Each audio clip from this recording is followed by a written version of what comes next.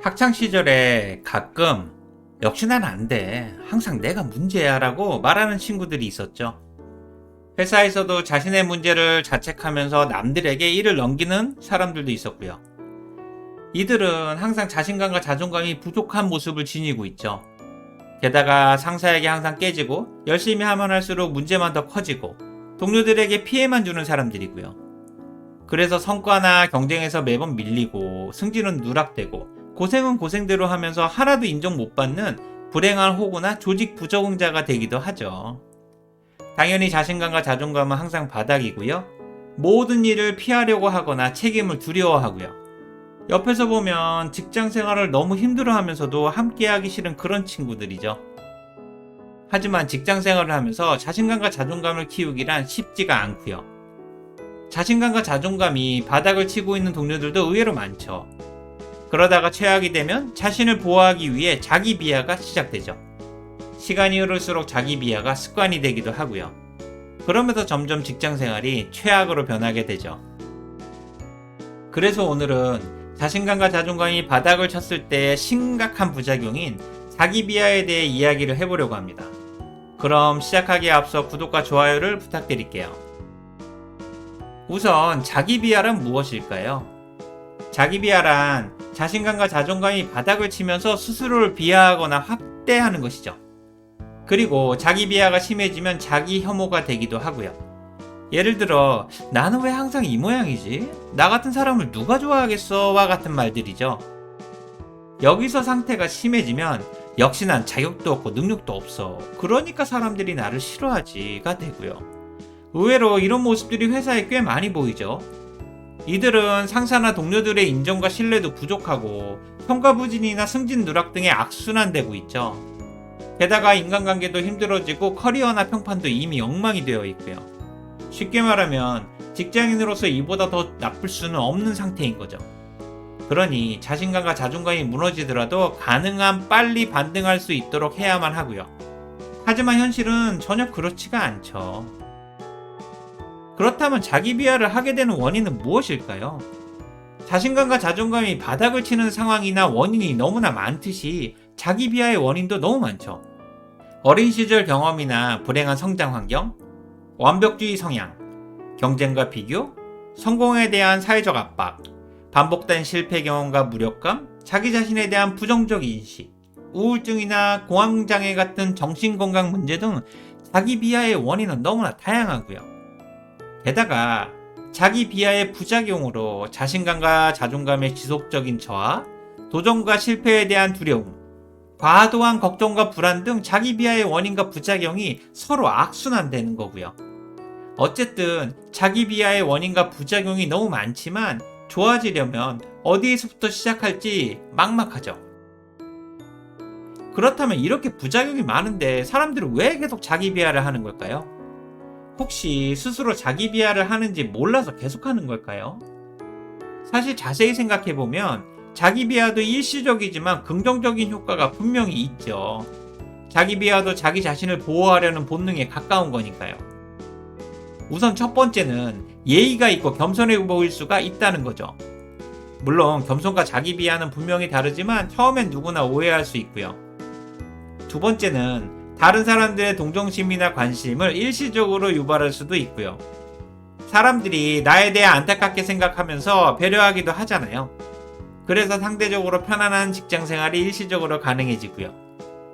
마지막 세 번째는 주변 사람들의 위로나 격려가 나의 자신감과 자존감을 일시적으로 올려주는 것처럼 느껴지죠. 물론 이것도 위로받는 듯한 느낌에 불과할 뿐 진짜 위로나 배려는 아니라는 거고요. 게다가 자기 비하가 지속되면 주변 사람들이 쉽게 지치고 떠나게 되죠. 아무리 응원하고 배려해도 변화가 없으니까 어느 순간 포기하게 되는 거고요. 어쨌든 자기 비하는 일시적으로는 분명히 긍정적인 효과가 있지만 절대 오래가지 못하니까 그 사이에 자기 비하를 벗어나고 자신감과 자존감을 회복하기 위해서 필사적으로 노력해야 하죠. 하지만 이게 쉽지 않으니까 계속 자기 비하 상태에 있는 거고요. 그렇다면 마지막으로 자기 비하를 벗어나려면 어떻게 해야 할까요? 우선 전제는 모든 상황에서 자기 자신을 최우선으로 보호하고 배려해야 합니다. 쉽게 말하면 자기 자신을 가장 소중히 생각해야만 하는 거죠. 그리고 이런 생각을 바탕으로 자신의 강점과 장점을 명확히 인식하고 항상 긍정적인 자기와의 대화를 해야 합니다. 남들은 이미 나에게 실망했으니까 자기 격려라도 해야 하죠. 그리고 남들과 경쟁한다는 생각보다는 공존한다고 생각하고 비교도 하지 마세요. 자신감과 자존감이 떨어질 수 있는 상황에서 최대한 벗어나시고요. 혹시라도 약물 치료가 필요하다고 느껴지면 병원에도 꼭 가세요. 지금은 병원이나 비교의 문제가 아니라 자기 비하나 자기 혐오에서 무조건 벗어나는 것이 급선무니까요. 그러니 수단과 방법을 가리지 마시고 무조건 실행하세요. 저는 직장 생활을 하면서 자신감과 자존감이 바닥으로 떨어질 수는 있지만 자기 비하를 계속하는 것은 확실한 병이라고 생각합니다. 그리고 이 병은 혼자서는 고치기 힘들고 주변의 응원과 배려가 많이 필요하고요. 솔직히 직장 생활은 자기 비하보다 남들에게 피해를 주는 이기주의자나 소시오패스가 되는 것이 훨씬 바람직하다고 생각합니다.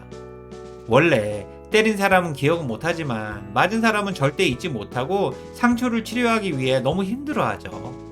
그러니 가해자가 되더라도 피해자는 되지 마시고 자기 비하는 절대 하지 마세요. 누군가를 때리지는 못하더라도 왕따를 당해서 도망치듯 전학을 갈 수는 없잖아요.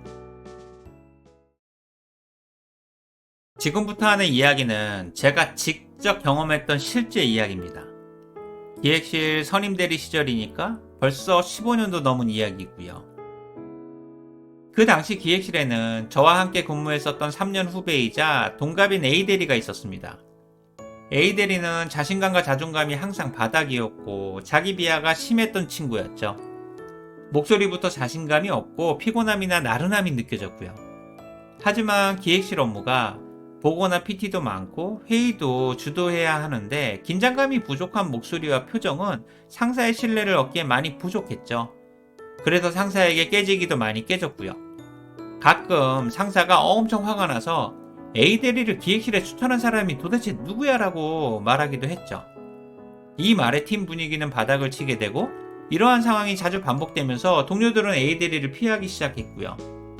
게다가 A대리에게 업무가 주어지면 보고 시한을 넘기거나 내용도 부실하고 보고 자체를 두려워해서 80점짜리 내용을 수준 이하로 평가받았죠.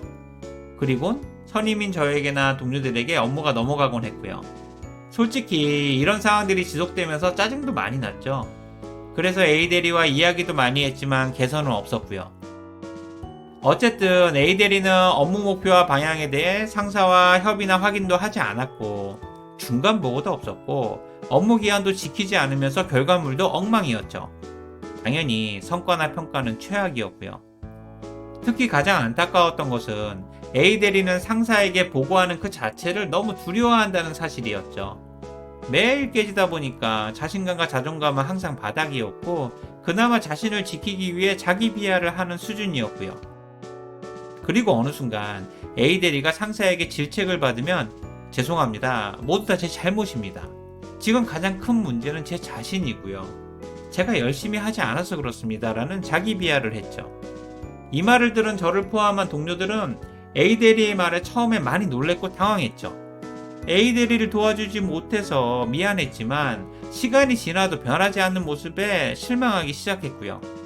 그리고 A대리를 점점 멀리하거나 거리를 두기 시작했고 같이 묶이면 고생한다는 생각을 하기 시작했죠. 쉽게 말하면 부서에서 A대리는 폭탄이자 조직 부적응자가 확정된 거고요. 게다가 동료들에게는 A대리의 이런 자기 비하적인 말들이 제발 변화하기 싫으니까 더 이상 질책하지 마시고 저를 이만 포기하세요 라고 들렸죠. 동료들은 A대리를 피드백이 안 통하는 스폰지형 인간이라고 부르기 시작했고요. 이 의미는 아무리 피드백을 해도 자신감과 자존감이 바닥이기 때문에 귀에 들리지도 않고 개선을 하려는 의지보다는 스스로 아무것도 할 수 없다는 무력감이나 자기 비하가 익숙한 상태라는 거죠. 그래서 상사에게 깨져도 금방 원상태로 돌아오는 스폰지 같다는 의미였고요. 누군가는 A대리의 이런 모습을 맷집이 강하다라고 말하기도 했죠. 그리고 결국 기획실에서 1년 만에 타부서로 이동하게 되었고요. 참고로 저는 선배이자 친구로서 피드백도 하고 퇴근 후 소주 한 잔을 하면서 응원이나 위로도 많이 해봤지만 개선이 잘 안 되더라고요. 자신감과 자존감은 이미 무너졌고 자기 비하가 익숙한 친구를 개선한다는 것은 불가능하다는 생각이 들기도 했고요. 원래 스스로 살려고 하는 의지가 없는 환자는 화타도 치료를 포기하잖아요. 지금의 상황을 스스로 개선하고 극복하려는 의지가 무엇보다 중요하고요. 혹시 여러분들도 회사에 떠오르는 누군가가 있으세요? 만약 있다면 조용히 손이라도 꼭 잡아주세요.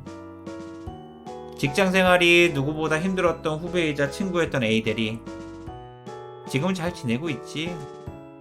당뇨와 혈압은 괜찮아졌고 아주 가끔 기억나는 좋은 사람, 회사가 아닌 친구로 만났으면 훨씬 좋았을 후배. 어쨌든 아프지 말고 건강하게 직장 생활을 했으면 하고 그리고 잘 마무리할 수 있었으면 좋겠다. 항상 힘든 시간보다 행복한 시간이 더 많기를 바래. 오늘 내용에 공감이 되셨다면 구독과 좋아요를 부탁드릴게요. 지금까지 직장 스쿨 인지였습니다. 고맙습니다.